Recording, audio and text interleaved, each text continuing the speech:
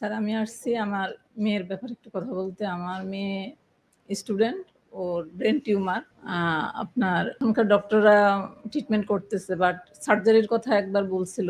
এখন তারা বলল যে এটা সার্জারি করা যাবে না। ওকে বলছিল কেমো দেওয়ার জন্য, কেমো দিয়ে এটাকে ছোট করে আনলে যদি সার্জারি করা সম্ভব হয়। এটা নাকি একদম নার্ভের মাঝখানে যদি একটা নার্ভ মানে হয়ে যায় তাহলে সে সারা জীবনের জন্য প্যারালাইজ হয়ে যাবে। আমার একটা পেশেন্ট হয়েছে নিউ ইয়র্কে, 55 মতো বয়স। তো উনার অনেকগুলো টিউমার ছিল আরকি। তো উনার সার্জারি কোনোভাবেই ডাক্তার করার সাহস পাচ্ছিল না। তবে উনার একটা আশা ছিল যে আমার চিকিৎসা নিলে একটু ভালো হবে, হয়তো সার্জারি লাগবে না। উনাকে আমি আগে বলেছি যে সার্জারি আপনার লাগতে পারে এবং যখন টিউমার শ্রিঙ্ক হবে ডাক্তাররা আরো কনফিডেন্স পাবে সার্জারি করার জন্য। তো উনি আমার ট্রিটমেন্ট নিয়েছিল প্রায় 1 বছর। নেয়ার পরে সার্জারি করতে পারছে, উনি ভালো আছে, একদম ভালো আছে, পুরো ভালো আছে। উনি একদম তো ডিফারেন্ট লুক চলে আসছে। এখন কি হয়েছে? আমরা কি করেছি এখানে? আমরা immune system, body detox, brain function, nerve healing এবং এর মাধ্যমে টিউমারটা যখন শ্রিঙ্ক হয় আশেপাশে পার্টস গুলো বডি একটু হেলথি হয়, ইনফ্লামেশন কমে, তখন সার্জারিটা সহজ হয়। এবং যারা শুধু সার্জারি করে টিউমারের জন্য, আমি আগে বলেছি তাদের অবস্থা কি হয়, তারা টিউমারটা আবার আসে, সার্জারিটা সাকসেসফুল হয় না,